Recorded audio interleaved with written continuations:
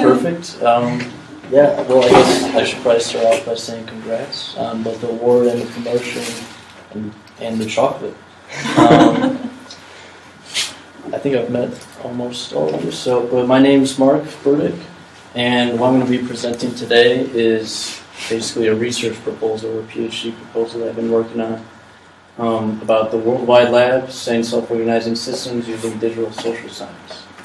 So, just get started. Okay, some text isn't showing up for mysterious reasons, but that's okay.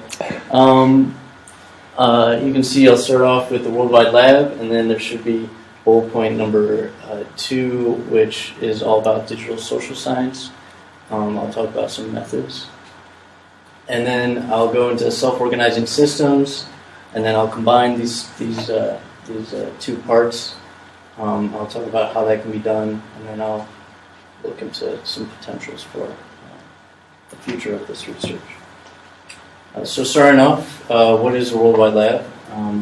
It's dependent on an open internet, an internet that can be accessed by everyone for the most part, very nearly everyone. We're getting closer, I guess.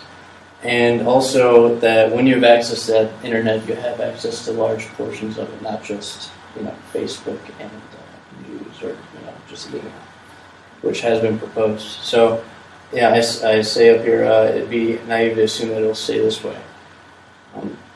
Yeah, and then big data. So big data is kind of a buzzword nowadays. It's kind of vague about what's meant by big data. So I don't want to talk about big data in general. I just want to talk about specific parts of the internet. And the open internet is organized for piecemeal human consumption in mind. So it's made for us to go on the internet and search for something, search for a news article and to read it. It's not set up for automated analysis or anything of that kind. And I'll get to that later. And I say researchers, companies, and scientists have only begun to capture the potential of this vast data set through advances in big data algorithms.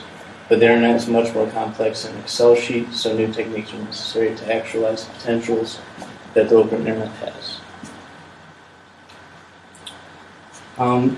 So what is the data that's on the Worldwide Lab? You can see here in the picture, this is kind of a projection of how Web 2.0 will grow. So there's several aspects of Web 2.0. All right, okay, I'm getting ahead of myself. Data doubles.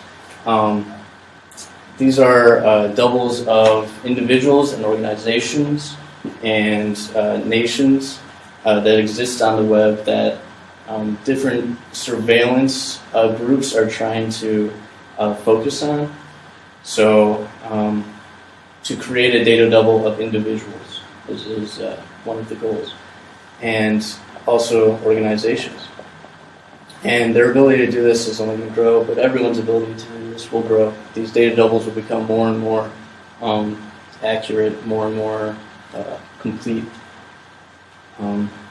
as the Internet of Things comes more and more into reality. So there will be more and more personal data sources on the Internet because of Web 2.0, and also because of things called RFID tags and tracking and things of this sort. So basically Web 2.0 is connecting everything, objects of all kinds, to the Internet. A lot of it is user-generated content, so I don't have my cell phone, it's in my backpack. But I could be uploading, where I am in the city, or I could have uploaded, I had a Coca-Cola a minute ago. And it's community-driven tagging. So what exactly is a Worldwide Lab then? It's an approach to the Internet, which is it's a non-trivial approach, which views it as an evolving structure which can be observed, recorded, and analyzed, and modeled.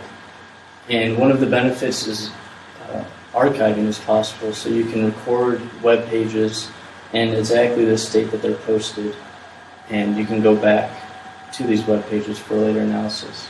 So for a social scientist, the Worldwide Lab is a space for event-driven research, which I will talk about right now. The most valuable thing for a social scientist has always been real-world, personal, self-reported, or produced data. And the internet provides a new realm for this, a massive amount of it, but how do you keep it organized? How do you think about it? So there's been suggestions of building a socioscope, which I thought I had thought of that term, and I thought it was real clever, but no, of course not.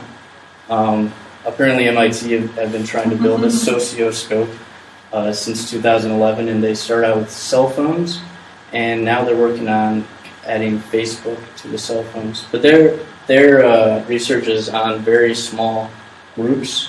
So I think for the 2011 project, they only had 81 individuals. I'm not sure how many they're going to have for the 2015 project. But I wanted to make an analogy about event-driven research. So the analogy I make is supernovas. Supernovas are used in astronomy to measure distances between galaxies. So one use of this is through measuring the distance between galaxies and also how they're moving in the universe. There's been discoveries or categorizations like Laniakea, if you've heard of this. It's the superstructure that our galaxy is a part of. So on the Worldwide Lab, an event such as a political election or a terrorist attack or an invention or a cultural phenomenon will illuminate states and behaviors for investigation. So that's the idea behind the event-driven research. So some of the tools that are already available to the social scientists are social network analysis and collaborative graphs. I'll show you an example of collaborative graph of Linux Linux development. But this is a network analysis that I did of the top 50 conservative U.S. blogs in the U.S. And the connections show when there's a link both to and from one of these blogs. So if there's a connection, there's no connection to here, but there might be a link from there to there, but maybe not from there to there. There's only a green line when they both link to each other. So that's through a web crawler and a hyperlink analysis. I think I used the issue crawler program. Yeah, I say the issue crawler program for this particular analysis, but there's a bunch of different open source tools that people can use. And I'll just show this visualization real quick. If it works.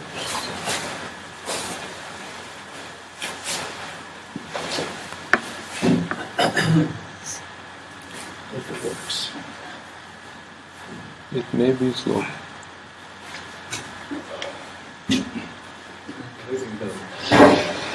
Yeah, but it goes through my phone. It may be slow. I'll give it a few more seconds, otherwise. Maybe you've seen these visualizations before. They show an initial. There's mine from GitHub, essentially, and it starts with an initial kernel, and then you can see how people have done edits, and then these edits go, and then they get edited, and then another one will go over here, and then this gets edited, and so on and so forth.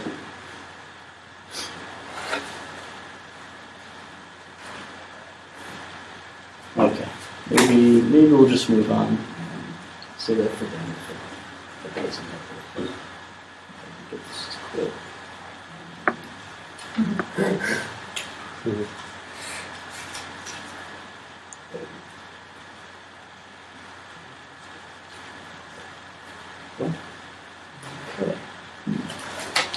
Yes. Oh, there we go. Okay, good. So social network analysis, that's the first tool. The next one.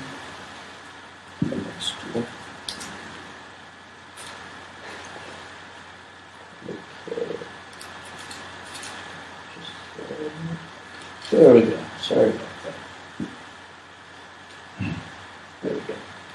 Is text analysis and text mining. So this is the beginnings of digitizing sociolinguistics. And this is a word map that I made actually from the Social Evolution article from the Principia Cybernetica. And I just used the Get to Gist web tool, which is free, open source. But there's lots of programs. Get to Gist is probably the simplest one. KH Coder and Pattern are quite a bit more complex and offer some more tools. And so yeah, context analysis, data mining, it's used for summaries, content categorization, also sentiment analysis. So what this word cloud shows is the most common words used in these particular paragraphs or in this particular explanation of the social evolution. So the next tool that I'll be talking about is the semantic web, what's been called Web 3.0. And it's all about a common data format for connecting semantics across web platforms. So there's a few groups that are working on making different semantic nets. And one of them is the corporate semantic web, which is from the Free University in Berlin. They're working on that. And there's schema.org, which, no, that's not through Google. I think Google had a project called Freebase that got taken by Wikidata now. And that's a completely separate semantic web. So these are separate semantic webs. They're being made for different purposes. So these can be used to also look at socio-semantic networks. And these are more group-focused semantic webs. A little bit of work has been done on dynamics of these webs, so changes happening in these semantic webs, evolution. But most of it has been theoretical. They've said this should happen, but it hasn't happened. And this research in particular said something that I like. The field is rather in the rudimentary phase. We believe that the next breakthrough lies in interdisciplinary research covering sociology, psychology, linguistics, and other related fields. So right here you can see an example of a sentence that's put through this semantic web, or how it fits within the semantic web, with all of the parts of speech taken apart, but then also it looks at who specifically is this Paul Schuster person and where exactly is Dresden. It makes sense of natural language, essentially. So this can also be used for social network nested web ontologies. There's not a whole lot of research on that yet, and WebMind ontologies. And this is about mapping community-specific knowledge graphs. Knowledge graph is another word for a semantic web. Taxonomies, conceptualizations, and connections between these important ideas and terms for a specific community. So now we move on to self-organizing systems, and then I'll bring back the digital social science to show how it can be applied. So the first thing to remember about self-organizing systems is its involvement with complexity, and that's multi-layeredness, that's many interacting parts, that's unpredictability. I used Helane's definition for self-organization: spontaneous emergence of global structure out of local interactions.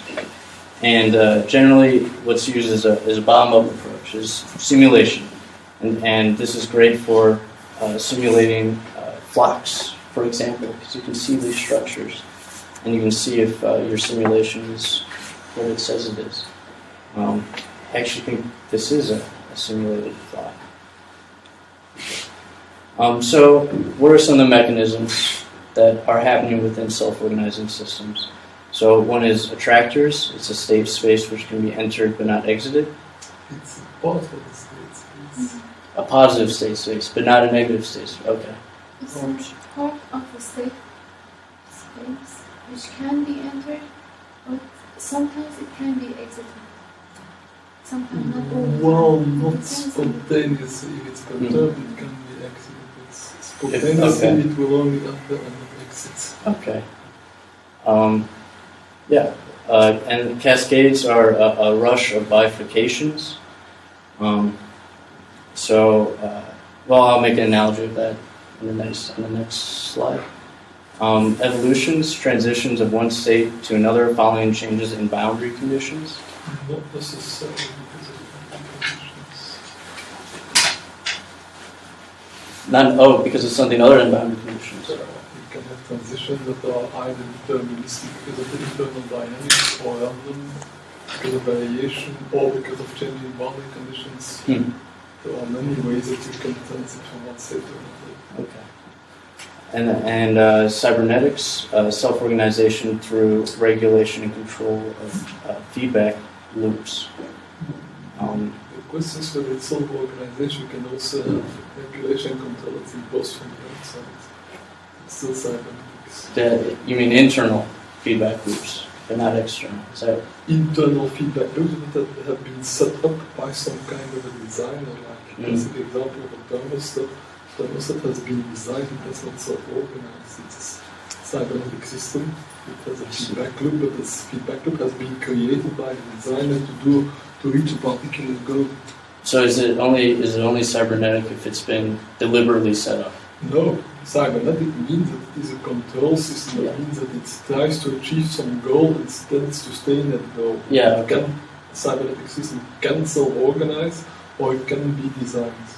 Okay. Or It doesn't have to be sure. self-organized. Yeah. Okay. And closure, which is stability despite perturbations. It's not really a definition of closure.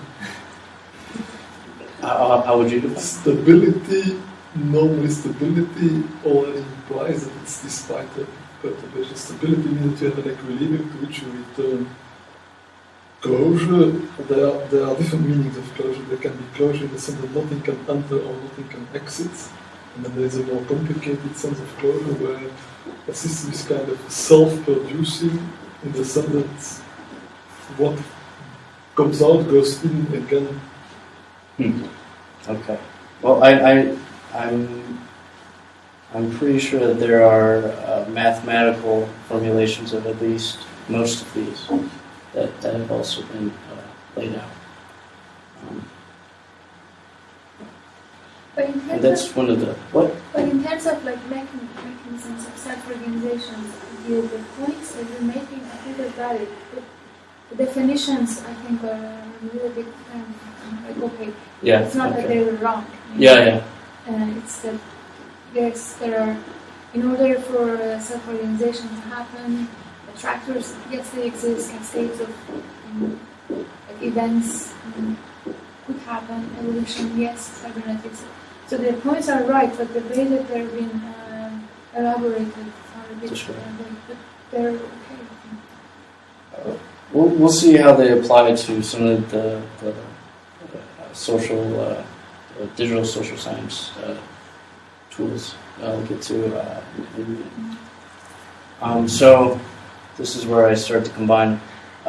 Is more of a top-down approach of self-organization. So the hypothesis is that there is spontaneous structure in an event space, and that's how the event-driven research comes in. The method would be longitudinal, web-based network content and ontology analysis. So it would be combining all three of those tools.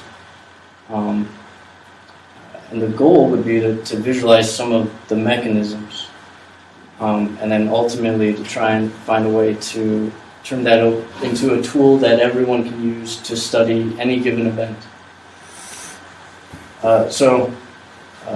This is where I combine some of the mechanisms from self-organizing systems with the digital social science applications. So attractors and virality.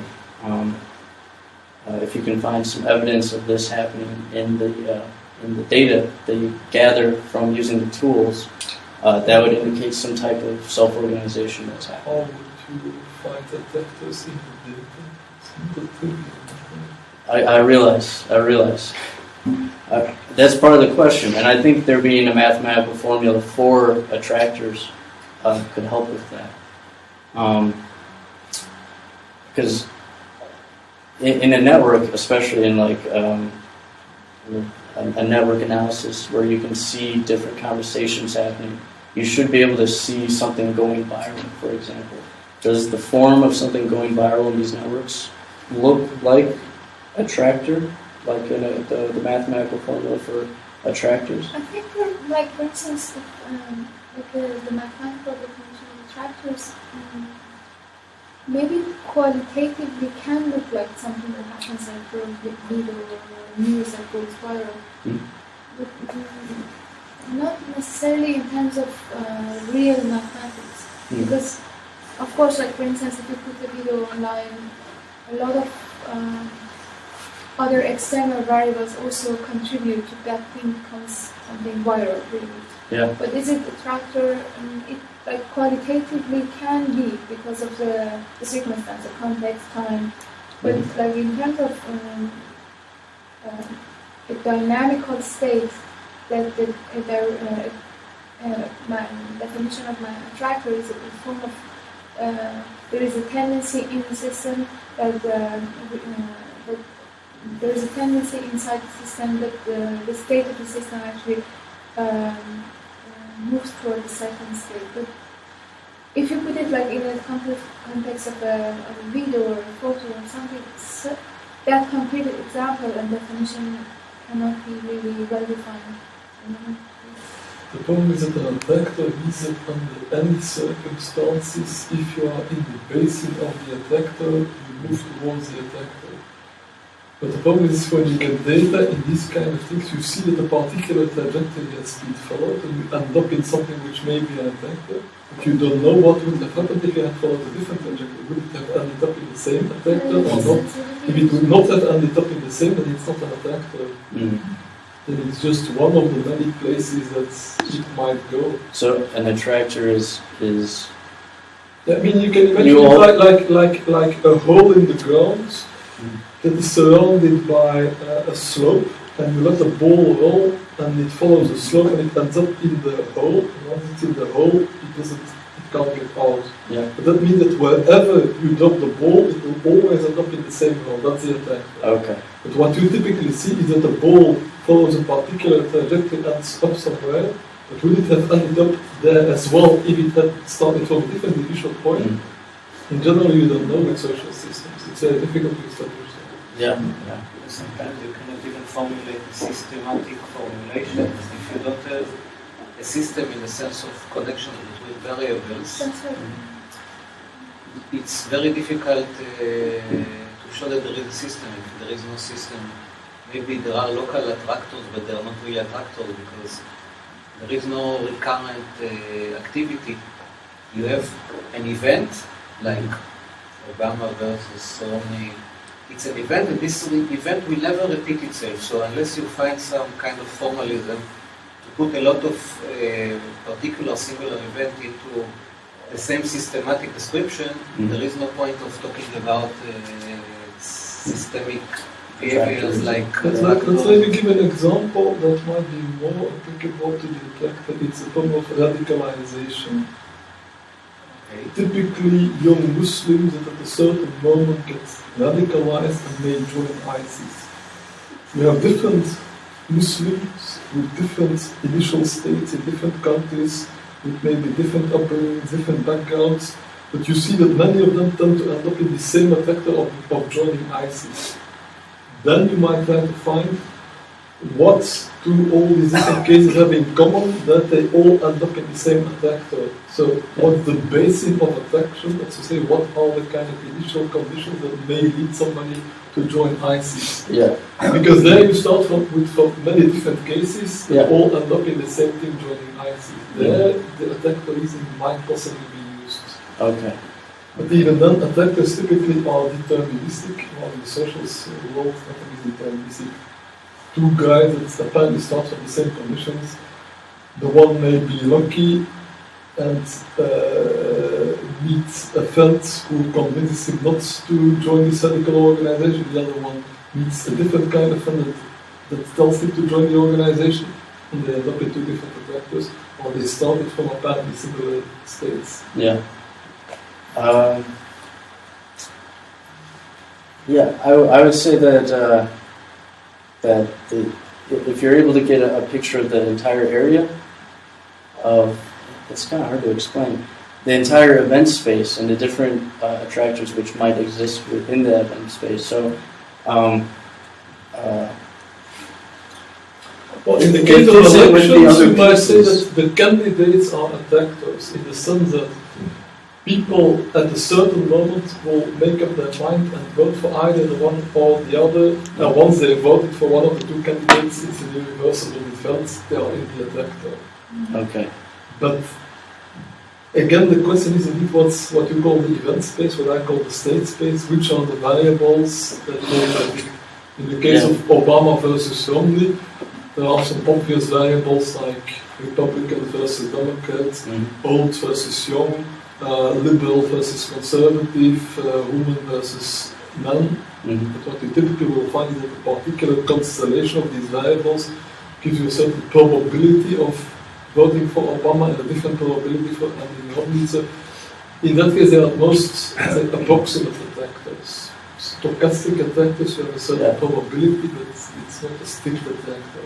You don't have to be able to predict the behavior of a single component in attractors. It's, in complex systems, it depends on individual like local interaction. So, like the attractor will be for the whole system, part of the system, and part of the components will end up there, but not you're not able to predict for the one agent. No, it's not for the component, it's more for states if you assume that agents, like in this case voters, are variations on a typical voter, and the variations are along variables like age, liberal, conservative, etc. Then you could see them as different states in the same state space, and you could see that there's a particular region, let's say older, Republican, male, that are almost sure to vote for Romney, and then you can say, okay, that's the basis of attraction for Romney. If some people are in this region, they are most likely to end up with Romney. Most likely. Yeah, but you probably can't say it 100%. It's always in social science. There is one point here that there is quantitative spaces where we can analyze attractors and systems numerically. There are also qualitative spaces. And in qualitative spaces, which is in social science, it's very legitimate.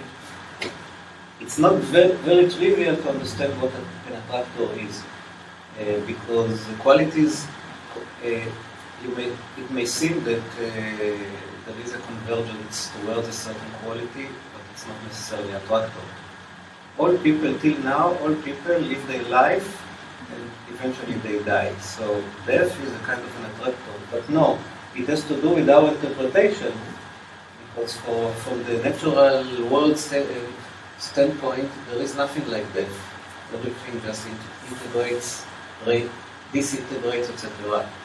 So when we apply meaning, sometimes we can think in terms of, metaphorically in terms of attractors, but they are not really attractors in the systemic sense. So, well, what's an attractor always depends on your model. Your model depends on which variables you choose. Which variables you choose, and if you choose the variable y versus that, then I can tell you that is an attractor, because you can get into the state of that, but you cannot get out of the state of that. not yet. So, But in terms of that, I think that is a pretty clear example of an attractor. Yes, but you have this company, Alco, that makes a lot of money from the belief that death can be undone. So Yeah, okay, but in a that's certain still very speculative. in the sphere of beliefs, of human beliefs, it still already has some kind of. I think what Will is referring is that, for example, from the perspective of species, death of individual is not really a death. Yes. And death is only when, I don't know, the species is extinct or something like this. That's again, what are your variables? If your variables are the life of an individual, then that is an attractor. If your variable is the probability of survival of the species, then that for an individual is not an attractor. So it's a question of how you choose your Variable. variable. But that is always at the top that everybody constantly overlooks. At least in science, you make models. Models are simplifications of reality. How do you simplify reality? By taking out a few variables, a few distinctions that you consider to be most relevant, and ignoring all the infinite number of others. You have to choose some because you can't include all of them. And with those variables that you choose, you make a state space, and within that state space, there may be attractors. If you choose a different state space, these attractors may not be there. I think something important to mention is that there's that certainty with this is out the window. There's not at this point in time. There's just we're not going to have certainty in terms of modeling systems this big and or using data from the internet in that way to try and get any type of certainty. It's just not. That's part of social science. So I'm very used to that it being this kind of floating thing almost. Another thing that I was thinking is that the web ontologies or the web mind ontologies, these are somewhat like you can have a different ontology for a different community. So maybe this is an analogy of state spaces almost, where there's a certain words are understood in this context by this community in this way. The words have a certain effect in this case. The same word might have a different effect in this other ontology. Might be a completely different variable in the case. And that's difficult to get around. So making web ontologies is a way to try and get around it, to try and control everyone's different perspectives or word uses or ways of feeling the world, I guess. Because the way if someone hears the name Romney, they're going to have a different reaction to that. He might be more of an attractor in a certain ontology than in another. So this is kind of a framework to try and look at how these movements are happening, less than trying to replicate the movements that are happening, or the changes that are happening. To just get a picture. Yeah. Try to move on to the next one. I mentioned this a little bit, but social ontology evolution. So even within these WebMind ontologies, across, I'm going to be using a lot of political analogies, and there'll be more of that. But a specific community's perception of a candidate, for example, is going to change across time. And one of the ways to see this would be a move in how this candidate's name fits within the ontology. And it wouldn't just be, one name. The whole ontology is changing as time goes on. What do you mean by ontology in this case? A semantic web. Do you mean semantic web with the emphasis on web or semantic? Ontology means basically it's the emphasis on semantic. It's not ontologies are not necessarily networks. Ontologies are categories. Yeah. Systems of categories. Well, I guess this would kind of assume that the categories create the meanings in a way. You can't have one. Different words are defined based on how they relate to other words within the web, and this whole web is an ontology. So it's what defines the reality for this group essentially. Yeah. So if I'm a Republican and I go on a web page and I see a name, I'm going to understand it according to a certain ontology, which in this case means that word's connection to everything else in this, all the other words around. I wouldn't say that that's an ontology that you're speaking of, the kind of associative network. The same words for a Republican will have different associations than for a Democrat. Ontologies are supposed to be universal. Ontologies are supposed to be formalized representations of the links between the different categories. So, what you're speaking here about are more what I would call associative networks. Well, this would be I would call it a social ontology. So, within that group, you have a certain formalization or a certain consistency. They're still not formalized. Yeah, but they are not formalized.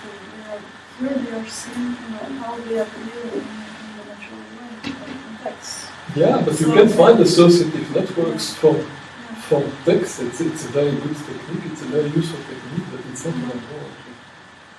So you would call an ontology something that is formally... An ontology by definition is formal.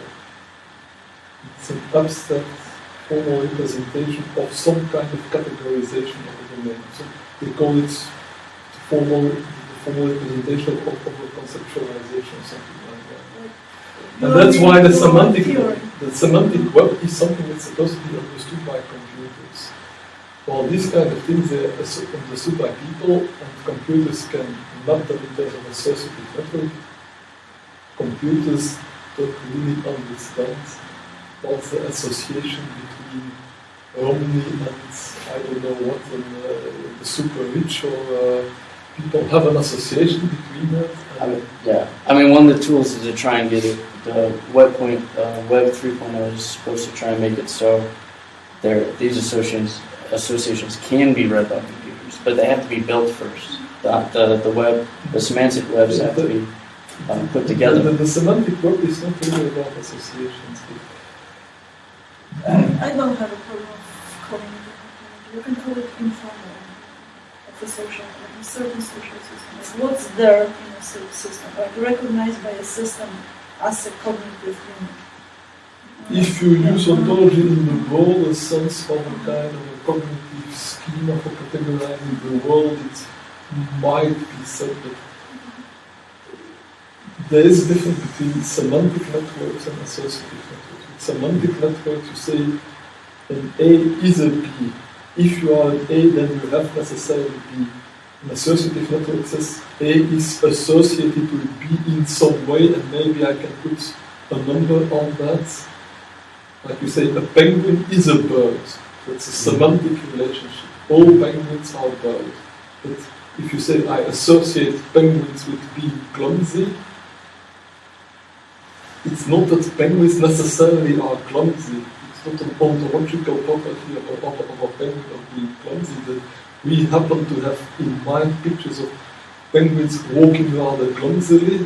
When penguins swim in the water, they're not at all clumsy. It's an association we have with penguins. It's not a logical property of the category of being a penguin. But it also, it can be, like, I also have a problem with calling this an ontology, because, like, an example of penguins, the association is created. It's not really an association, it's a matter of false application of human perception of reality to something that is actually cannot really be defined, and as by this perception. Being clumsy is something that is created by us, by humans. It's nice. Cannot be applied. It's not a logical property. But we are talking about social systems versus humans, but humans have their own understanding of the situation, and like if you ask them, like you, which we are talking about, they will know exactly what they mean by clumsy and why they see this. No, but I don't say that associative networks are not objective, but they are objective in the sense that they are describing how a particular social group in a particular context reasons, but they are not kind of objective properties of the concept themselves, because different groups will have different associations. And for example, a marine biologist will probably not have this association of penguin with clumsy. Yeah, absolutely. So it doesn't follow the signifier, as a objective thing. Only like what's there in this particular social group. How does this group reason? And it's not even a social group. I mean, individual people have different associations. There's one of it's a very old paradigm in psychology. It's called word association norms. What they do is they give people a word and they ask them what's the first word that comes up in your mind. So they say penguin and people will say ice or birds or fish or clumsy, and then they note how many times each of these words appears. And then you might say that 10% of the people associate penguin with clumsy, and then 15% with birds, and 5% with South Pole or whatever. And you can measure that within particular groups. But if you do the experiment with the different groups, you will typically get different numbers. And and you measure it over a group, but even individually, I may have a strong association of penguins with clumsiness, while you may have a much weaker association of penguins with clumsiness. So that's why it's not formal, but the difference between a semantic web. In a semantic web, you say a penguin is a bird, a penguin lays eggs, a penguin eats fish. These are all kind of fixed formal properties that everybody agrees about and that you can make deductions from them. If I see a penguin and I know that it is a bird, then I can deduce that it's warm-blooded and I can deduce that it has feathers, etc. And that's what the semantic web does. Computers can make all these deductions because they are following strong formal properties. With the associations, you can do more fuzzy things like neural network, like spelling activation, but they depend on the people, they depend on the group, and so the model is not that sharp. We do a seminar of Thomas about this quantum cognitive values that a certain creature can be also an animal, a bird, or a vegetable, and there are certain probabilities. There are intermediate models, and these are very interesting to explore. Yes. I have been exploring them, but there is as yet no neat synthesis between formal ontologies and associative networks. I am very much interested. One of my dreams has always been, given an associative network, can you deduce a formal ontology from it?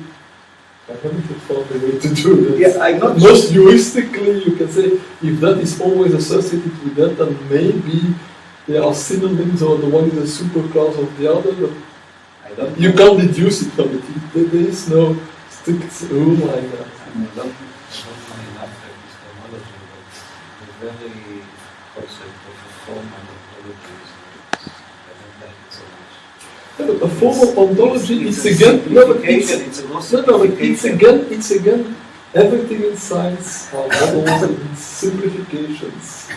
Simplifications are good because they allow you to do things that the more sophisticated descriptions don't allow you to do, but you have to know that it's a simplification. And in some cases a simplification, it's very reliable. If I say that a penguin is a bird, it allows me to deduce lots of things about penguins. I can be pretty sure that will be correct. But if I start from the idea penguins are clumsy, there's very little I can do with that that gives me any reliable kind of information. So I think one of the goals is to try and have a formal ontology from these systems, or at least a functioning thing, something that actually works to make predictions. That's the ultimate goal. That's the ultimate goal, but it is very difficult. It's very good if you can do that, but that's kind of a bit the holy grail of ontology research. Can we automatically induce ontologies from data the moment we don't have a method? And I agree. You have to look at very small portions in order to, in science, to be able to see what's going on, control for variables, and that's part of the idea of looking at specific web ontologies or community, or you don't like me to use that, semantic associations, for specific groups, instead of looking at everything all the time, and then also concentrating on events, specific amounts of time, either before or after something has happened, trying to see what is going on in this tiny section. But these are very interesting. I would just not call it ontologies, call it associative network. Associative network. It's an existing term. It's easy to represent it mathematically. It's easy to check it in the web. For example, one of the simplest methods to check associations is co-occurrence. If you see that two terms tend to occur in the same documents close to each other, then you can calculate the association between them. If you see that Romney often appears together with Republican, then you can calculate what associations stand between Romney and the Republican. And I mean, these methods work very well. It's just not the same as ontologies. There's some papers written that use the term ontology to describe these different semantic networks. So I don't. Maybe there are papers using it. Yeah. They Kind of they might be using the term. yeah. Yeah, they might be using Like it lots wrong. of And people are then using the term attackers. So yeah, I guess we move on. So and then cascades and shares. So a share would be a bifurcation in the sense that it's you have this page here and now you have it here and it's in a different place. So different things might be associated in this place. So for example, if there's a article written on, I can't remember the name of the Bart or something. Anyway, it's written on there. People have comments, they have reactions, it's in a certain space there. But you can also share it, and then it's going to go to your Facebook, and there's going to be a completely different situation depending on where your friends are. Yeah, it'd be a completely different situation if I were to post that, because people would not be nearly as happy to be reading that as people who actually go to the website. Yeah, and maybe I would post it with that in mind, wanting to start arguments or something like that. There's a bunch of different ways that these different objects can be used. I'm wondering about your use of the term cascade. I mean, if cascade means like something that propagates, and while propagating becomes bigger and bigger, like a snowball that becomes bigger and bigger, then I think indeed this is what happens typically with shares. But you said before something about a cascade in terms of bifurcations. Yeah. I didn't quite see what the bifurcations are. What I mean by that is that when you share it, you kind of replicate it in a different place. So when you hit share on an article, that same article goes to your Facebook or it goes to your Twitter. What's So the bifurcation? So it's a splitting, you know, Bifurcation means that the system can choose between two parts of involving its state space. So it means it's not doing both at the same time. It's either the one or the other. Bifurcation is a choice point. It's like a branch in the road. You can't follow two branches at the same time. Or what you're speaking means that it is following all the branches at the same time. So replication is not the same as bifurcation. I think when you, for instance, you have an article and you share it in different domains, I think what you're essentially doing is that you're creating a trajectory of yourself and your own behavior of sharing something online. And then you can see then you probably can study detractors and bifurcation based on different set of people who are interacting with your article and their behavior giving rise to changes in the trajectory of you sharing article. There probably you can be able to. But again, it's not the same meaning because trajectory in systems is each point can be determined by the point before or the point after. In the manner that you use it, it's somewhat different. No, I think But for instance, if he is going to share something, it's one person sharing one article in different domains. So if you connect all of these dots, corresponding to his behavior online. Geometrically, it's a trajectory, but not in the sense that we use the word determine system. So there are trajectories in systems. if it's a trajectory, I think she means that if it goes into different domains so that the same article is now connected to different things, you are kind of changing the state of the article. Yes. In terms of bifurcation, what I thought of a better example is, suppose you share the same article, but then you see that there is a bifurcation that says that some people share the article with a very negative comment about it. Look what these stupid Democrats say, and another one shares it and saying, look what a great article that the Democratic Party has put out. Then you have a bifurcation, because the article in itself is still propagating, but in two different directions, with two different states. Then you have a bifurcation. But if people just share it without adding anything, it's the same article. It's a bifurcation. Then it's a cascade. Yeah. There is a word forking, which kind of sounds Yeah. like Yeah, it's similar. Because if Francis said bifurcation cannot, I mean, you cannot go both paths at the same time, Yeah. walking kind of allows that. Yeah. I mean, to a certain extent, I would argue that the article becomes kind of a different thing when it's in this different place. So, you know, the article is, you know, when it's on the website where it's posted, that's what it is in that state. But as soon as I post on my Facebook, whether I say anything about it or not, it's going to be taken in a different way. Also, I never post on Facebook, so the fact that there is this post all of a sudden means that what is this post now? You know, should I pay attention to this? Should I really ignore it? Is Mark going crazy? You know.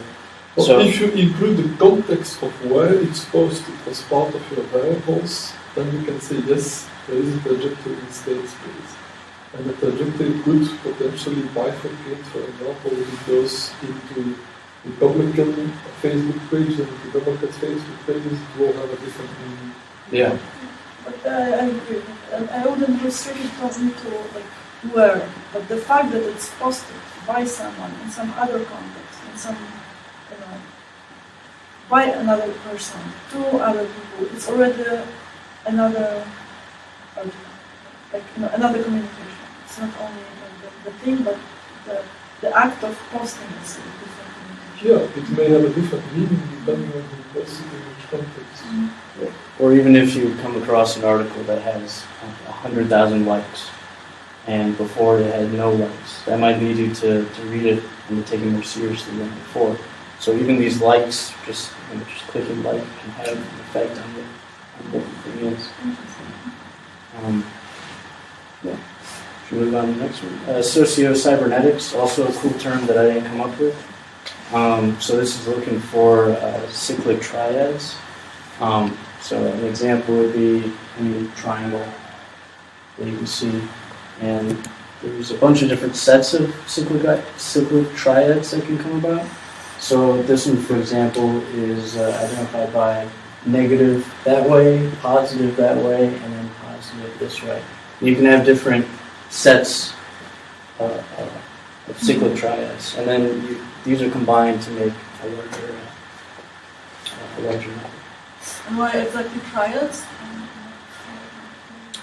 I think because they're the simplest, Okay. the It's simplest simple, building but it's block. not the triad.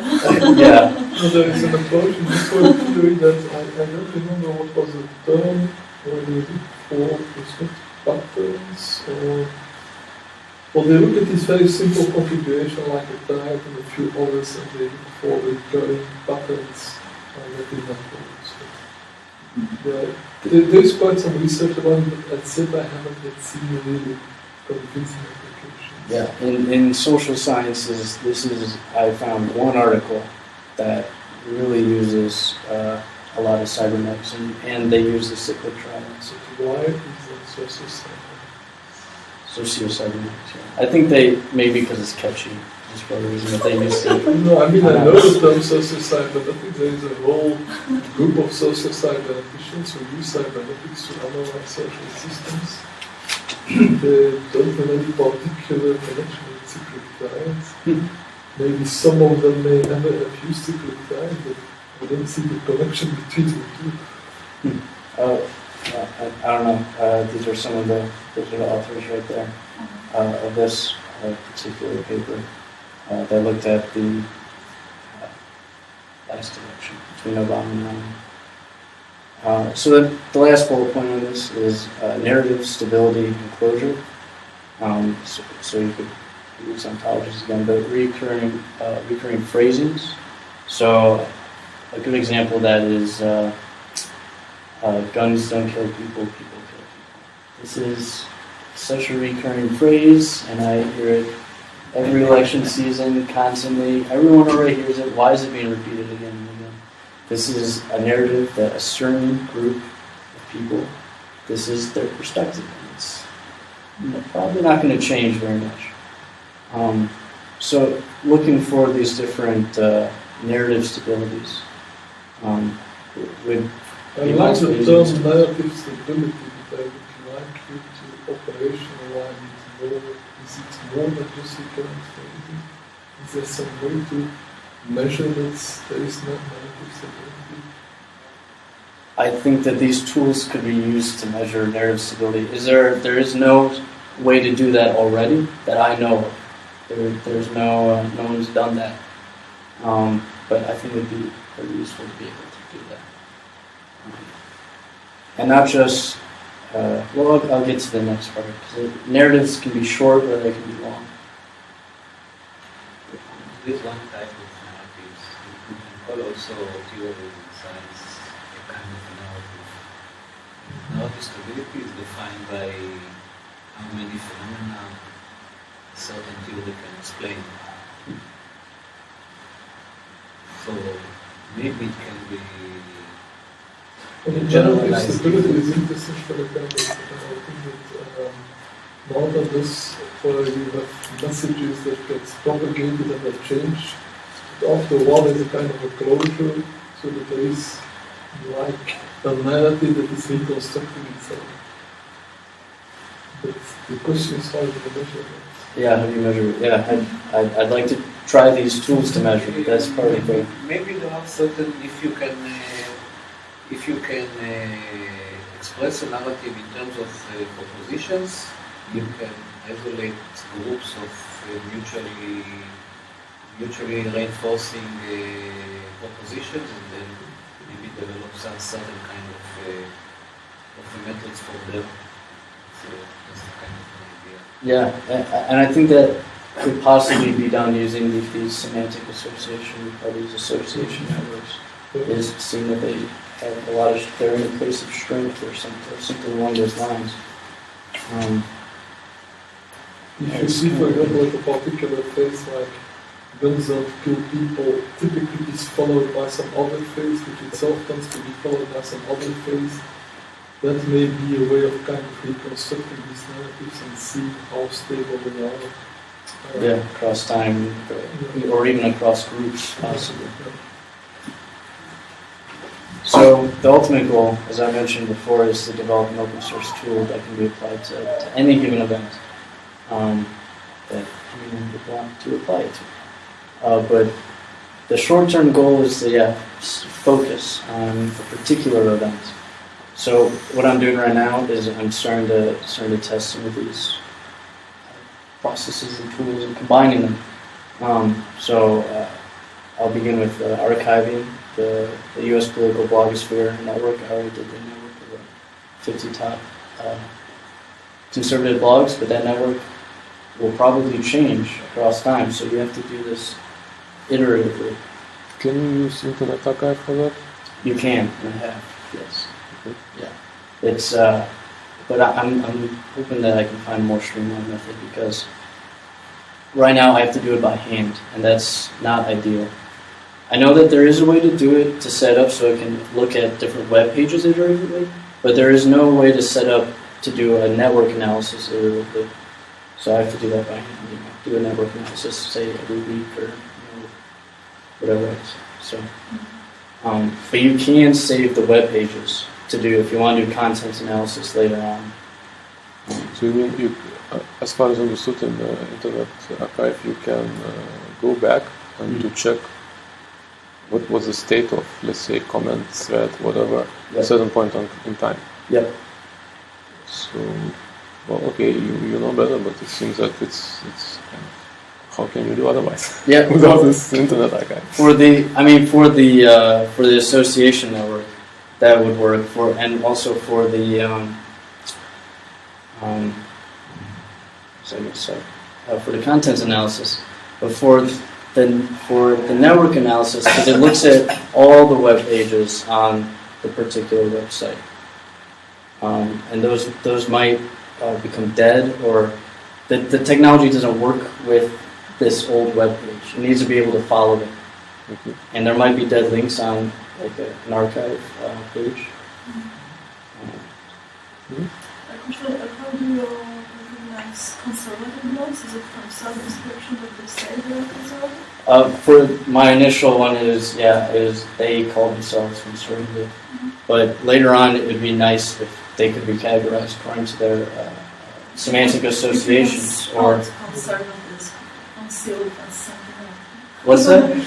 if you can spot a blog that is conservative but doesn't say so. Yeah, exactly. Relatively easy. Once you look at all the conservative blogs and all the liberal blogs, you can probably, by analysis, see that they use certain phrases much more commonly than Yeah, that would be very useful.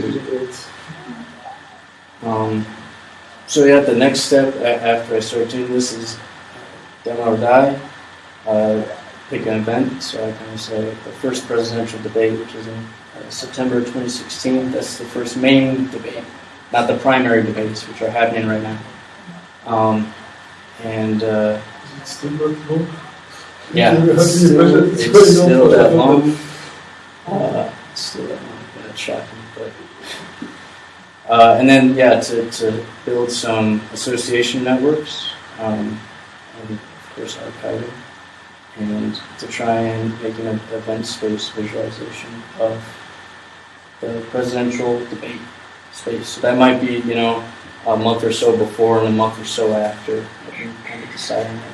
We can even do a week before, a week after. Depends. And then the next step after that would be looking for the specific mechanisms within this visualization, the data set. And then finally, publish or perish.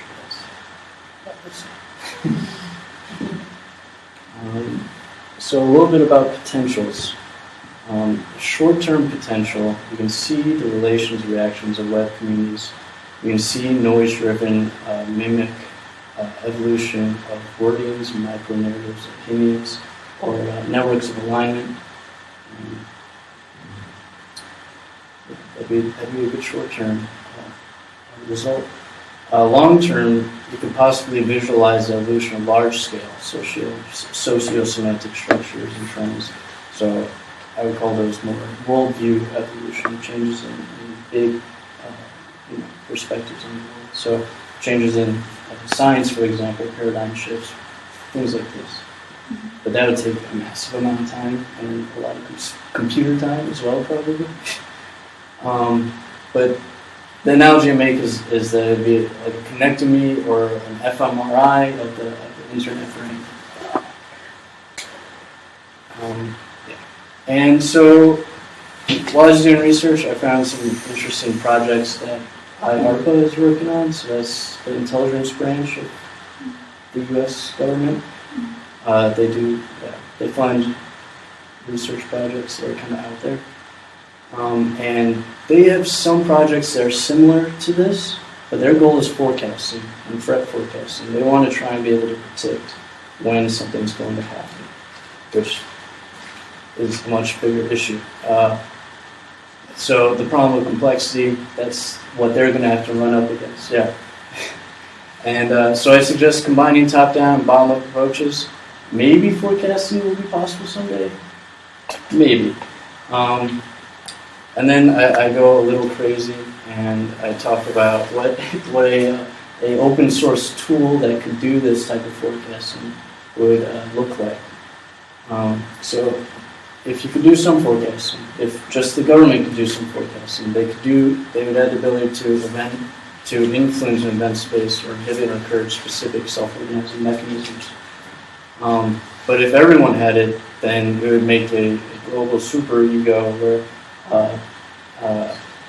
everyone can see what forecasts are happening and when people are trying to influence these different futures. Yeah. It's a scary picture. So this is my contact info. I'm going to be starting a WordPress producing blog on forecasting and computational sociology. So look out for that. That's my presentation.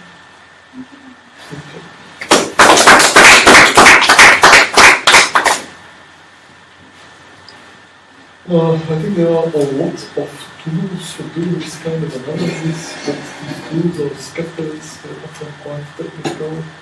As you know, I just come from a conference in Singapore on bot intelligence, and a lot of the talks were about these kind of tools, about analyzing books, about analyzing Twitter, about analyzing Facebook. Yeah. And they use pretty difficult mathematical techniques, and there are lots of different mathematical techniques, and some are good for this, and some are good for that. So if you want to become fluent in that, you want to do quite a lot of reading. Yeah. But there is definitely potential. I mean, these tools are being developed, they are being used. Yeah. And that's kind of what I'd like to concentrate on is patching these tools together to try and get them to work together instead of just that's very important to say ambitious.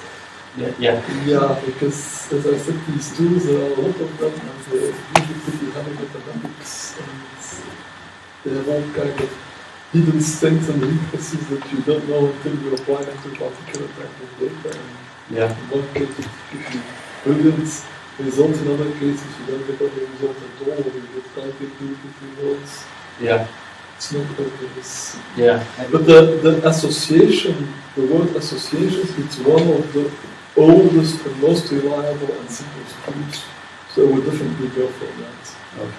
These tools, looking for narratives that would be very interesting in mathematics. Yeah. And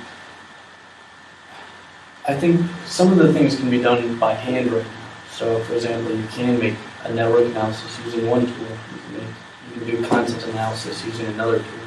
And you can, kind of by hand say, oh, this content analysis goes with this point in time on this website, and then you can Well, it's true that there are probably quite a lot of either commercial tools or open source tools that are relatively good, but they all have their strengths and weaknesses.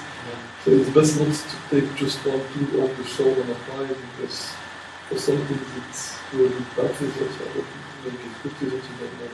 Yeah.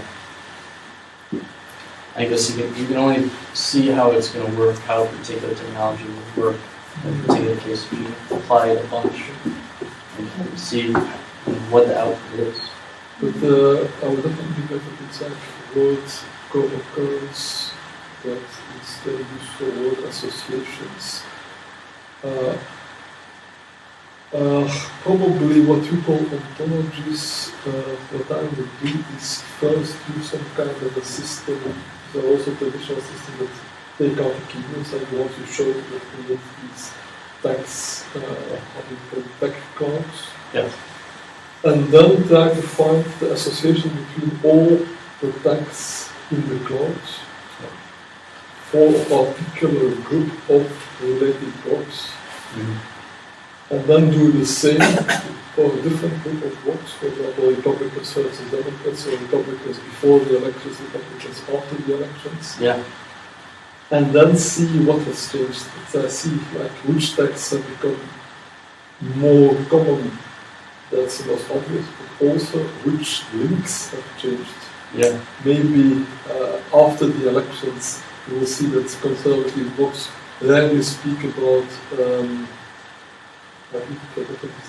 the other candidate that lost the election against Obama. Yeah. So these are, I would say, the most obvious and most reliable tools that I would start with. Yeah. I think that's the first step, is combining those. More long term, it would be useful to know how these particular word clouds fit within the different associations, semantic associations, particular to a community. Like I said, just because something's repeated doesn't mean it's popular. It just means it's being used. People might be using it in a way to say this is the worst thing that's ever happened. And that the fact that it's a negative. There are also tools that tell you how positive or negative things are. You can, for example, look, there are a list of positive and negative words. Yep. For example, you have about sentiment analysis. Yeah. If you can see that the particular words, that the sentiment analysis of the surrounding words of a particular word, let's say Obama, is very negative in Republican circles and positive in Democrat circles. Mm. These are also methods that should be used. Yeah. If not off the shoulder, these are a combination of different tools. Yeah. And then stuff like that could be used for categorizing the blogs as well as constructive. There would be a whole spectrum of this. I have a technical remark. Yeah. I checked this website. OpenFuture.WordPress.com, and actually it exists. It exists already. And it's, you can look at it, you don't like it. Oh, For sure. Well, I checked a maybe not long for time sure. ago. Oh, jeez. But it's some sort of creationist. Okay. I don't want that association. So probably you don't want to kind of market this one. Yeah. I searched for it, so I made sure that it was open, but I guess maybe since You then. should have started it then. Yeah, I should have reserved my spot. It's the last. I mean, it's actually all the posts are from 2008, so it's quite old. Well, maybe I can tell them to delete. I'm not sure. Let's see. So imagine that it's 2016 election debates, and you have this demo, and you succeed big time. Like, what would you like to show? What do you imagine could be shown in your result? It will be really Well, I would like to end up with a set of visualizations of showing one. What's that? Showing one. Like, give me an example of what would be visualized after a debate. Network evolution or the semantic association network. Yeah, but what could be shown there? Like, like what kind of message, like what kind of picture of this debate could be there? I see. Imagine. Well, you could see what resonated with people. You could see what is it that people talked about afterwards? What is it that people organized around? I'm sure that's already being done. I think what we want to show is changes in this kind of associative conceptual landscape. Yeah. That certain words come up more and certain associations have changed. And we should be able to analyze so that the most significant changes are visualized. Yeah, but I think another way of using these kind of techniques could be for instance, like my interest in resilience, adaptation, and climate change.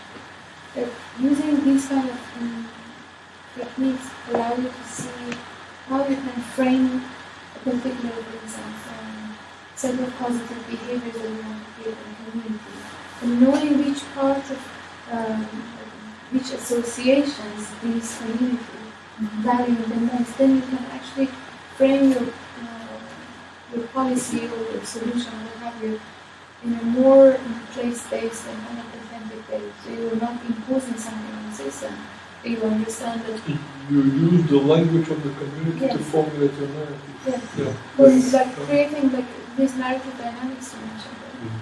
So creating a narrative that is more actually resonating with you. If you would have such a tool, you could make a lot of money with it, because that's what all It's the like advertisers would like yes, to but have. at the same time, it's just like at the same time you can't see it from a perspective of like creating a business out of it, but at the same time, it can be a very strong tool to going back to nudging and creating positive behaviors in a community, and the way that it really visualizes what's very hidden to people, then you can really have some dialogues and conversation with representative of communities, so that actually they can interact. That would be interesting, because then you could adapt your message to the different communities. Obviously, if you're going to try to convince people that global warming is a big problem, you're not going to address the Republicans in the same way as you're going to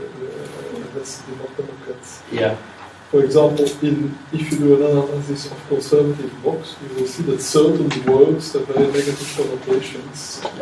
So you try to avoid these words. yeah. While words with positive connotations, you try to use these words. But you can also use the negatives for creating, like, if something is negatively, like if someone or a community has a negative association with a certain word, that does not necessarily make the word negative. It might be some certain traumas or certain kind of hidden things going on. about this certain association. So even unfolding or kind of, if there is a negative connotation, you can resolve that negativity by creating more resolution. That I think could be also releasing so much potential in people's dynamics.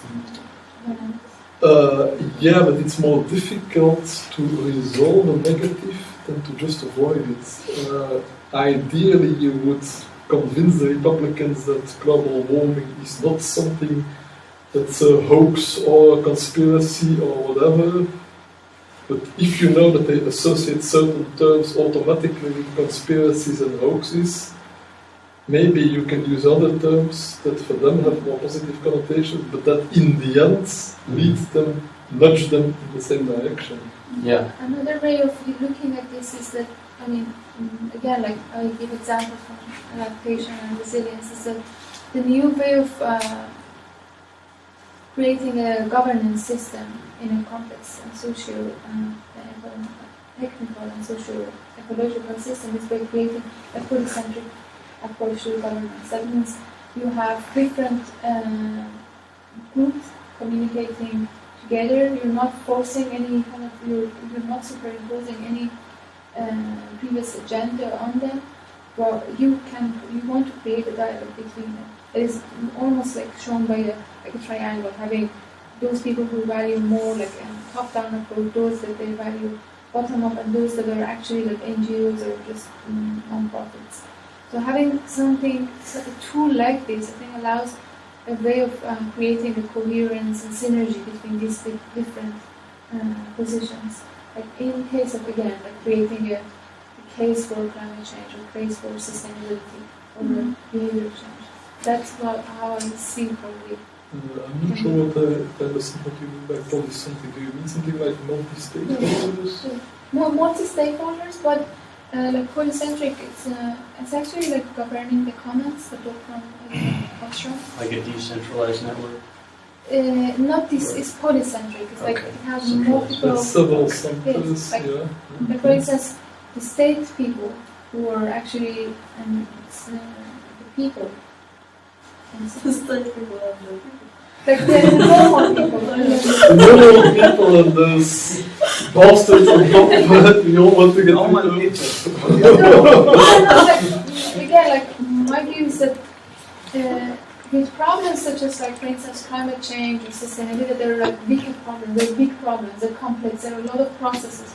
You don't really know how to solve it, you don't really know where you can start to have a conversation, like meaningful communication with different people. Yeah. The book suggests that it's good to have like maybe the future way of creating a dialogue is by having a polycentric view to governance. That is, you're not eliminating anyone, you're not putting finger, it's like you state people, you have to be eliminated, or so you have to just focus on bottom up. It's a more complexity approach, that is, you invite multiple groups from different positions to communicate and interact with each other. And I feel that... It seems very similar to multi-stakeholders. Yes, multi-stakeholder, yes, but as multi-stakeholders, they work toward a certain goal, where on this one, you allow them to have their own position. You don't force, like for instance, people who are in the state, you don't force them to change the bottom line.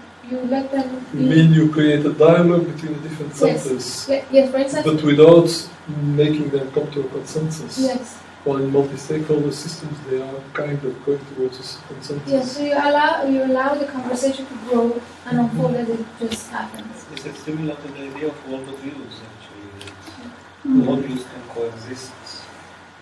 Given a certain platform, they can coexist without fertilize each other, without necessarily agreeing or consensus or even coherency. Another example is that, like, a lot of businesses, like for instance in case of sustainable development, different people view sustainability differently. For instance, those that are like more toward ecology, they see sustainability as a problem of ecology, because ecology is society economy. People that are in business, they view it from economical perspective. So the solution that they want to have for sustainability is has more tendency toward the economy. They want to really make sure that the profit that they're already making in the old system is going to be sustainable in the new system. And the people who are just looking at the social aspect of sustainability try to create their own narrative. The new way of looking at this complex problem is that you don't want any of these to change their position because that creates a lot of friction and resistance. You let them be the way they are, but you create a multi-dimension or so-called polycentric way of communication so that you have an adaptive way of governing the system. So that the system self-organizes and the conversation really is ongoing and unfolding until... So the metaphor is a conversation between different parties, Yes. but while the conversation is going on, problems get solved, but it doesn't need to end up with a It's a very, particular... you can see it like in stigmagy. Mhm.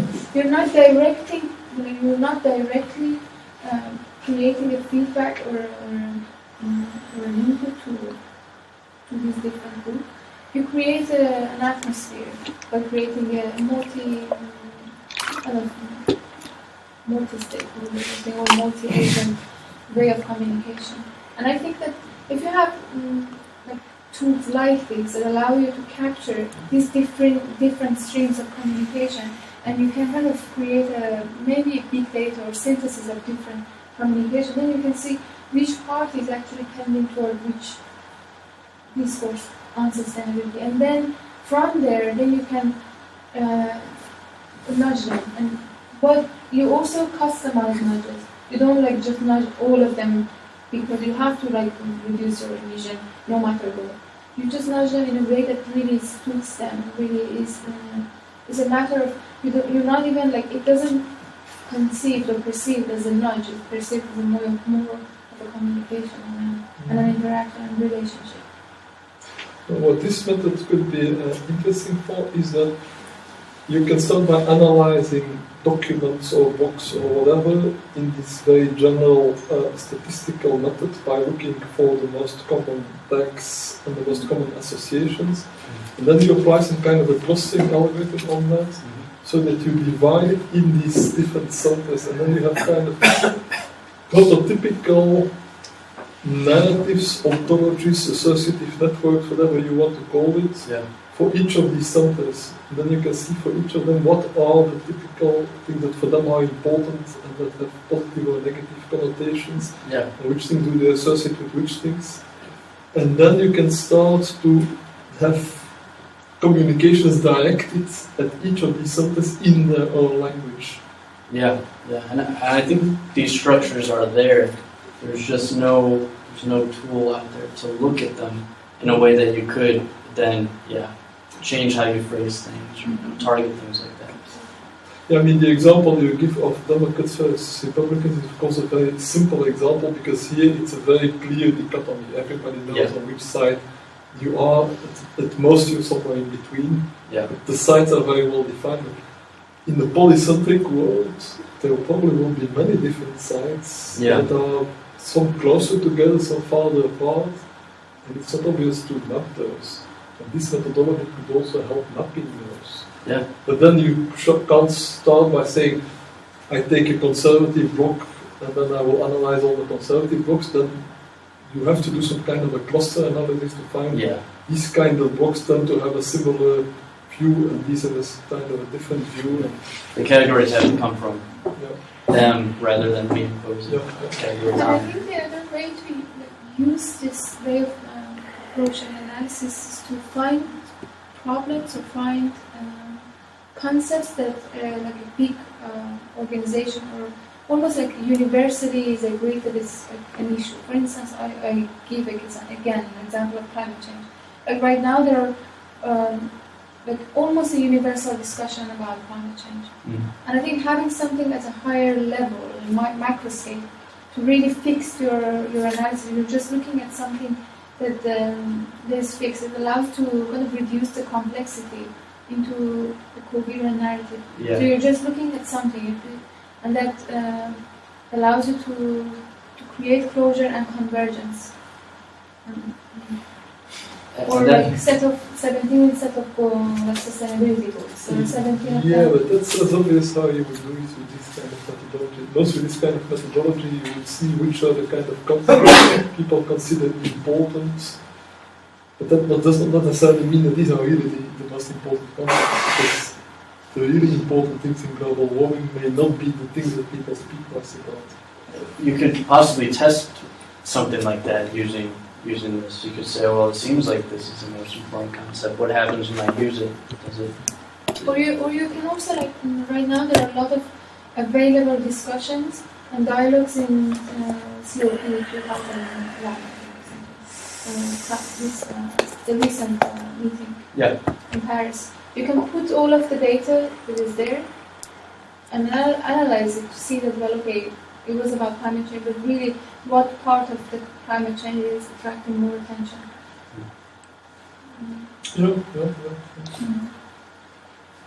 Yeah, because that's not at all obvious. The world is a very complex system. Climate change will have impacts on lots of different things, but people tend to speak about some topics more than others. For example, tend to speak more about islands being submerged and about world caps melting, and they may be speaking about receding glaciers or changing or forests moving up northwards.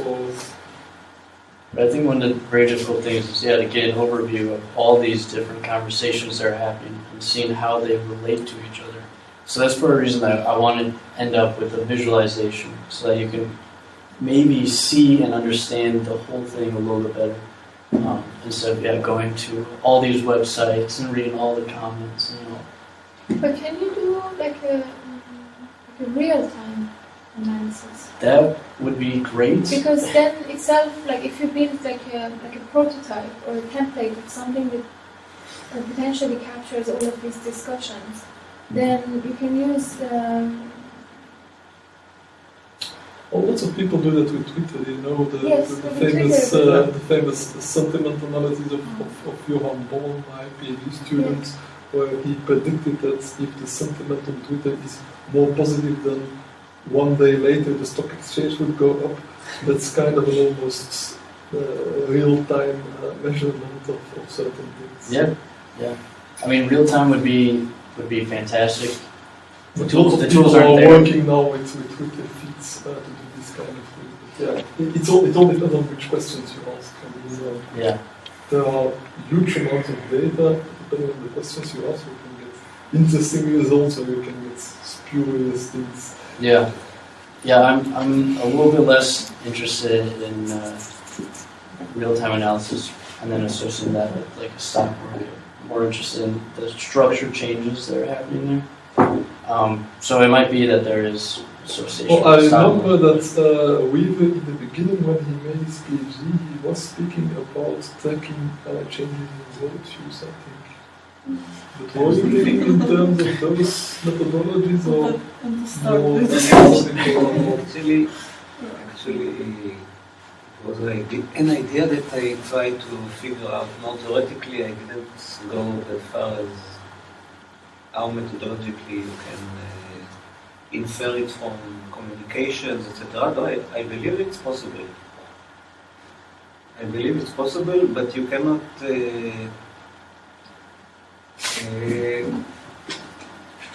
I think it will be more complicated than sentiment analysis because you need to have some kind of understanding of context and meaning. I think it's called discourse analysis, and as far as I know, people are doing this. How automated, non-automated, but yes, I think it. I suppose by now there are AI tools that do some kind of coarse natural language processing to see what are the relationships between terms that people say that this causes that, or this is a part of that, or this is a subcategory of that. Let's say you should already be able to do such things, kind of calls. The most kind of crude way of analysis would be to establish some sort of window of how much text do you analyze and just calculate this word matrix of frequency. Depending on how frequencies change, you kind of can infer something that something in the discourse is changing towards certain topic. And you can define topics according to frequencies of words which are used in certain topics. This is, I think, pretty much established technique. And this way you can sort of see, but then it depends what is the length of the window? How much text do you take? Because if you take enough, I mean, a lot of text, then you just mix everything and average, and you will see nothing. If you take too narrow windows, then you will have so much change that you will not get anything anymore. Yeah. So It's also important what people are doing, not only what they are writing. Or reading. But that's more difficult to analyze, yeah. Yeah. I agree with that. And We will need to have a full global brain with a situated embedded yeah, version. I mean, supposedly Web 2.0 is closer to being able to do that, but as it is now, it's too much of a. Yeah, there is. So actually the offer network should be able to do that because with an offer network you're tracking what people are really offering and getting. yeah, but it's still Both in writing. terms of actions and in well, it's writing in the sense that every information that you want to process at some point is written down, but it will be information about what people are doing rather than about people are saying they want to do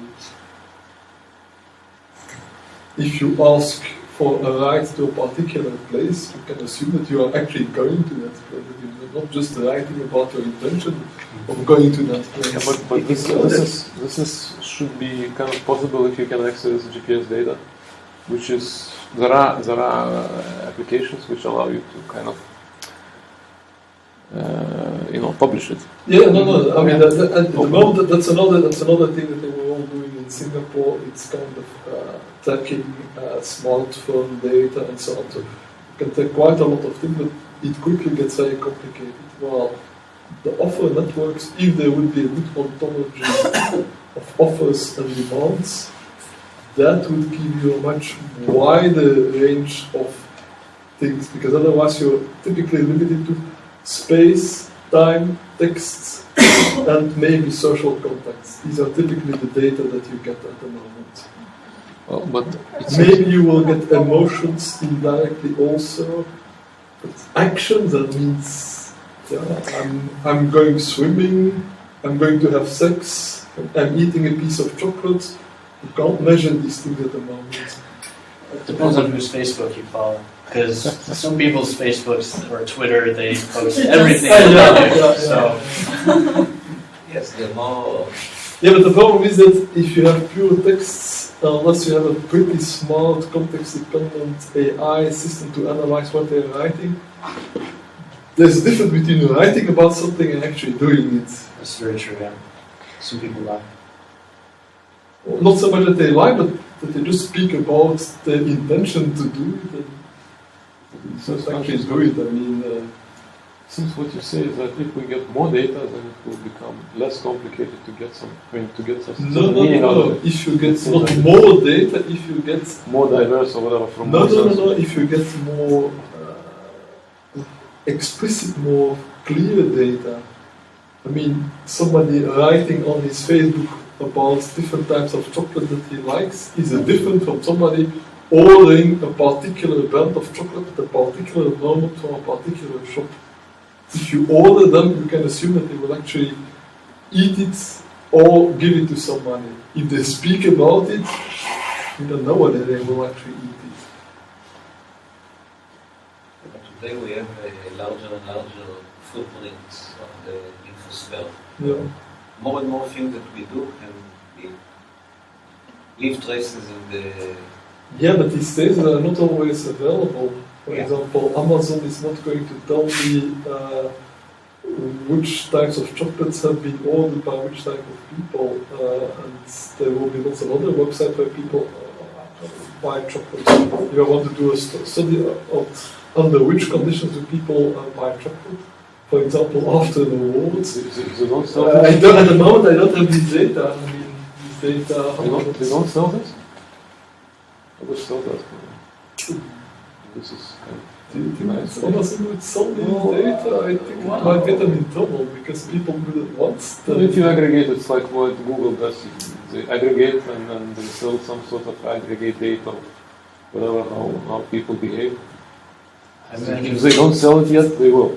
Yeah, I Yeah, think they will. For every book, you can have the rank where it stands in the most sold ones. So this is, you can... Well, I'm sure Amazon themselves are analyzing it, and they will see, for example, that in business people particularly buy these kind of categories of things, and in Eastern they particularly buy these kind of categories. That's of for things. sure. They have that.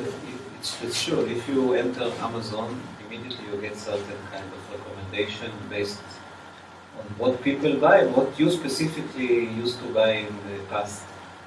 So recommendation system must take their own population. But that's at the moment. The problem is that all these are private commercial data, and that's what an offer network, in principle, should solve. It should make it universal and public and anonymized. Yeah, this part would be nice. Yeah.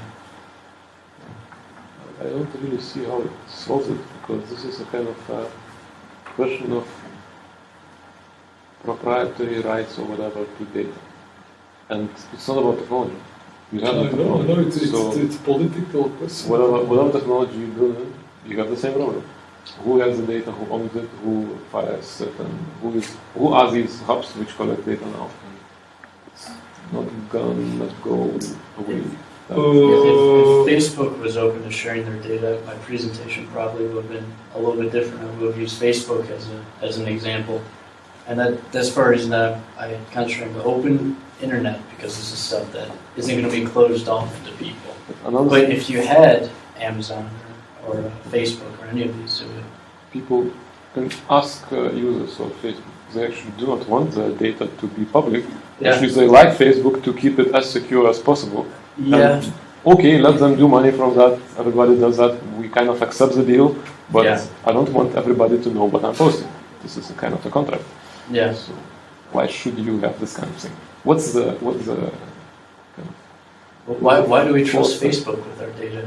I mean, they say they won't use it for anything else, but they use it for advertising. Okay, fine. What they I think it's a kind of say is- implicit deal. People kind of understand that this is something that is happening under the table or over or whatever, Yeah. and they accept it. It's, as the friend said, you have to look at actions of what people say. Yeah. Whatever, they can say whatever they want. We hate Facebook, but we use our... which means we love Facebook. Yeah. And Mark, you started your presentation saying something about internet not being open in the future. Why do you think? Well, I mean, I think it would be, what I said was naive to assume that it will be. It might be. I hope that it is, because it's But part of why? the society. Why? Well, I mean, for instance, net neutrality type stuff, and then also different technologies that are coming out by like Facebook and Google for bringing the internet to Africa. For example, they want to give internet free to everywhere in Africa. But you can only access Facebook. And if you want to access more, you have to pay. And this will create, this will affect the communities that go to websites. So in the U.S., anyone who has an internet connection can go to all these different blogs. Mm-hmm. And if all of a sudden there's a paywall, you're only going to get a certain portion of communities that are able to pay for the internet to go to these walls. And maybe there's even another subset that are able to post. Maybe it costs more to post things. So the current arrangement of the internet, as we're able to post things, go where we want, it's not clear if it'll stay that way. And it already seems like there's plans to make a different setup in Africa. So I think it's good to just be aware that things might not always be so open and easy to do this type But what about get this type of data. like for instance now, I mean I don't know if it's relevant example just came to my mind. For instance, I feel like on Instagram, Twitter, not Twitter, but Instagram or these websites are more like specific in that way. On Instagram you have a limited amount of time, 15 seconds of video, and also just pictures. And there are people who have, somehow managed to buy profiles with a lot of followers. And those people use that platform as an advertising. Personally, I know some people, they have 340k followers. And what they do now with this amount of followers, they use that platform as an advertising. Yeah. So you have to pay them money in order for your post to be also shared on their website. It's also in Tumblr. The same thing is in Tumblr also. Yes, if you cross a certain threshold of followers, like 200,000 or 100,000, they address you and ask you if you want to sponsor. They will pay you some money in order to sponsor certain things in your stream. Not nice. No, it's very, in a sense, for me, it's a question of whether internet is open actually, or whether it's not an open system. So the idea of it's not the same between not being open and being biased. Some people have more access than others, but you can still post things. Actually, you only need to have a website somewhere, and you can post whatever you want. Yeah, we're going to read it. you want access and reachability of your message, right? Propagation. Oh, the classic way is still, if you want to be a rat, try to get links, convince people to make links, and then your page rank will increase. And if you provide good content, people are likely to. I think when you talk about global brain, you say global brain will give more freedom because actually people will be able to sort of do more things.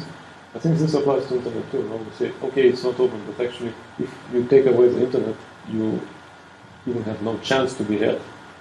Now you at least have a chance to put you on that page and sort of a little chance to kind of become popular. And I believe you can make it better, but just sort of complaining that it's not open. Yeah. No, I'm not complaining. No, don't get me wrong. I didn't. No, I think the problem is simply that it's biased, that some people have disproportionately influence that they don't deserve. If you have influence because you provide good material, for example, Principia Cybernetica has pretty good influence for what it is, a highly theoretical, philosophical site, it's because it provides good information. But I've also had a lot that I made Principia Cybernetica at the moment when there were many other sites. So I got lots of links because there was simply less competition. If I would have to start it again, as we now did with the Global Brain website, Global Brain website has a much slower page rank than Principia Cybernetica. And you can also compare the Twitter account of Global Brain. It has 250 something followers, where Principia Cybernetica gets more attention. Yeah. So I want to say the timing of where this website was created in comparison to Twitter actually influences how it's interacting in the web. Yes. Yes, but what can do? It's facts of life. I think the dichotomy between open and closed is too simple. There's a bunch of gray area in between, and not just gray area this way, also this way. You're talking about so maybe visibility. the degree to which it is open, it's something that I think about. I wouldn't say the degree to which it's open. I think everything is open, but some things are much more visible than others. And why is that? Open but confined. Why is it? It's because of the typical non-linear effects of the rich getting rich. The more visible you are, the more visible you will become. And there are some unfair methods of just buying access, like somebody has a Twitter account with 100,000 followers, somebody else pays him to put up messages there. Yeah, that's unfair. Yeah. Also, I'm not sure that in Twitter, for example, the number of follow operations is equivalent to the number of unfollow operations. So if you are followed once by someone, usually people do not bother to unfollow if they are not interested anymore. So there is a certain kind of cumulative influence that is not necessarily yes, it's not necessarily reflects really Actual readers. Yeah. Like for instance, there are apps. There are certain apps you can adjust with your Twitter, and you can track your followers and unfollowers. I used them before, and the only parameter that allows you to gain more followers is to follow people. You follow more people, you get more followers. You And then once you, reciprocate. yes, and once you do this, then suddenly you get followers from people who have like 14K, 16K, like big followers. They start to follow you, and that means that they are telling you with a hidden language that, okay, follow me, then I'll follow you back. I try, like I get my Twitter up to 7. I wonder whether that following still means anything. No, it doesn't mean anything. If you have that many people that you follow, you can't read all these messages. Yes, but I mean the point is that the way to reach a certain threshold on Twitter necessarily does not belong to does not really correlates with the contents of your tweets. I had once 700 followers by just following people who are, and then I started to actually, I said, okay, I'm going to reduce all my followers to those people that I really want to read their tweets. I did overnight. In 4 days, my followers from 700 came to 250. That's how it works. Now Twitter, they introduced, But now I I have think, 500 few months ago, good people following me. They saw that you unfollowed them, so they... Yes, I unfollowed 3 days later. You can edit your tweets always. No, it would be a nice experiment to take someone who has 100,000 and just edit all of the tweets and replace them with other tweets and see what happens. Indeed, whether he would do followers. Yeah, to see if it has anything to do with the content. I imagine it depends on what you change it to. If you change it to like lots of offensive stuff, then you're gonna it's gonna go down pretty quick. You know, there's this famous research where they had put songs of unknown groups on the website, and people would get some, and then they could say how much they liked it. And they had two conditions: one in which they saw how many other people had liked a song, and they could choose on the basis of that, and one in which they just got songs without any evaluation. And when they looked at which songs became most popular in the two circles, I saw it was completely different. When people did not get a signal saying so many people like this song, they just got the song without knowing how many people liked it, then you can guess that they would choose the song that they effectively liked. In the other circumstance, some songs became very popular just because in the beginning they happened to have a few likes, and therefore more people started listening to them and also liking them, because there's very strong positive feedback.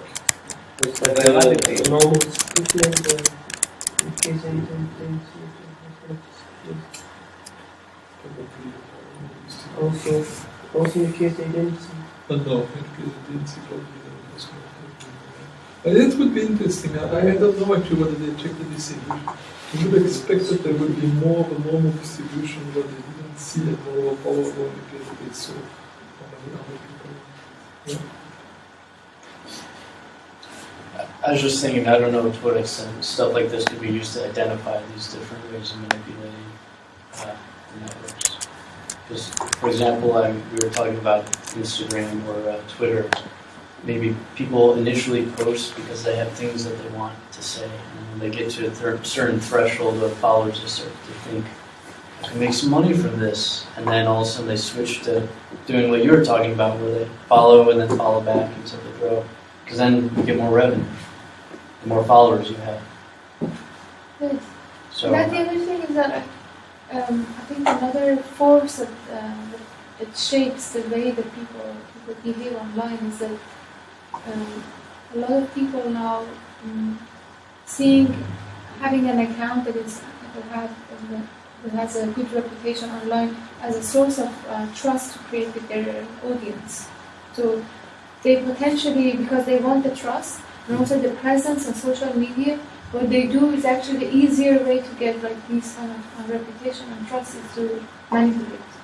And, I mean, maybe it's not manipulation, but it's just playing the game. yeah. Present. Like I know some person like on business, and he has a business online.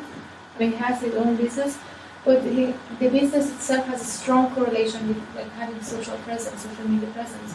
But what he has done is now continuously following people in order for his followers to reach to a certain level, which says, well, I'm important, basically. Mm-hmm. or my business is a valid business, or it has a lot of this. Yeah, like credibility, so Yeah, some credibility. Credit, trust.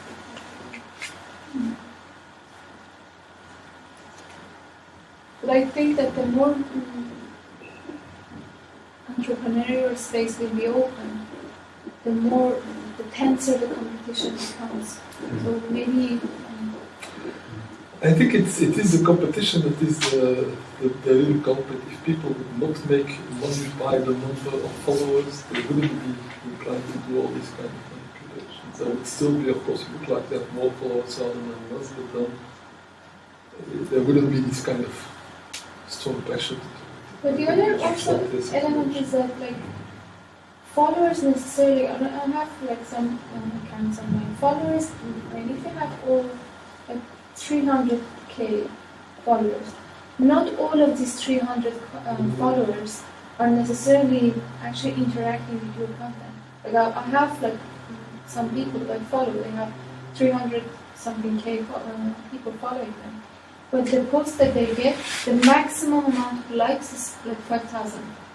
It's like, well, to me, it's like, in a sense, there is almost an optimal, or maybe people really just follow because they like to kind of passively consume information, but not engage with information. Yeah, but there's certain ones you can't follow simply. I mean, you can follow in name, but you can't follow cognitively. So that tells me again, like increasing the followers necessarily does not mean that you have like reachability, or you have reached all of them, or you are engaged with all these 300k. Well, my philosophy has always been that in the end, quality is what counts. In the short term, all these kind of manipulations will make you more or less popular, but in the end, those that will be a number, it will be those that have really good things to offer. Unless you really know well how And to that's one of the reasons why Wikipedia Cybernetica is popular. It's not because we made publicity, it's not because we have popular topics, it's because people provide it quality.